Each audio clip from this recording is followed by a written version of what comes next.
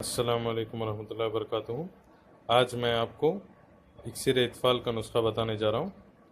तो उस नुस्खे में शहद, ज़ाफ़रान, अरख़ गुलाब ये तीनों मिलाकर खरल की मदद से सिरप बनाते हैं और ये बच्चों के निमोनिया में इस्तेमाल होने वाली दवा है।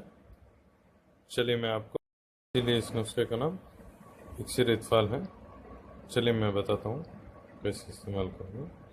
बस ज़ाफ़रान को ले लें, उसके साथ अरख़ गुलाब मिक्स करके अच्छी तरह से खरल करें। जब वो दोनों एक जा होके पेस्ट जैसा हो जाएंगे तब शहद मिलाकर अच्छी तरह से खरल करना है। खरल करने से उसका रंग ज़ाफ़रानी रंग के साथ सुर्ख़ी रंग बन जाएगा और सिरप तैयार हो जाएगा।